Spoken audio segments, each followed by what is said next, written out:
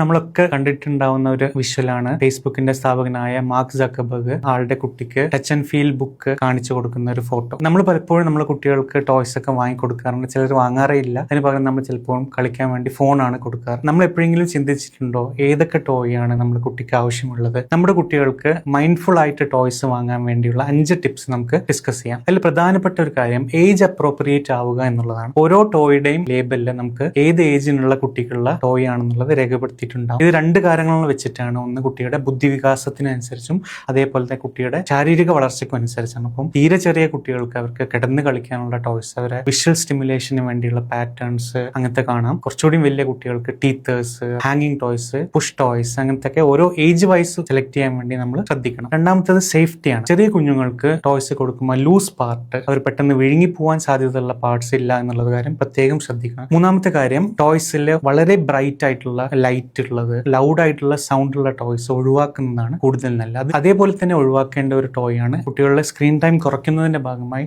സ്ക്രീനുള്ള ടോയ്സും നമ്മൾ ഒഴിവാക്കേണ്ടതാണ്. പല പഠനങ്ങളിലും കുറവ് ടോയ്സ് ഉള്ള കുട്ടികൾ കൂടുതൽ നേരം കളിക്കുന്നതായി കാണാറുണ്ട്. കുറേ ടോയ്സ് ഉണ്ടാകുമ്പോൾ കുട്ടികൾ ഒരു ടോയിൽ ഫോക്കസ് ചെയ്യുന്നത് അവർക്ക് ഫോക്കസ് നഷ്ടപ്പെടുകയും കളിക്കുന്ന സമയം കുറഞ്ഞു വരുന്നതും ആനന്ദിക്കുന്ന ടൈം കുറഞ്ഞു വരുന്നതായിട്ടും കാണപ്പെടാറുണ്ട്. അതുകൊണ്ട് തന്നെ വാങ്ങുന്ന ടോയ്സ് ബുദ്ധിപൂർവ്വം ആലോചിച്ച് മൈൻഡ്ഫുൾ ആയിട്ട് വാങ്ങുക.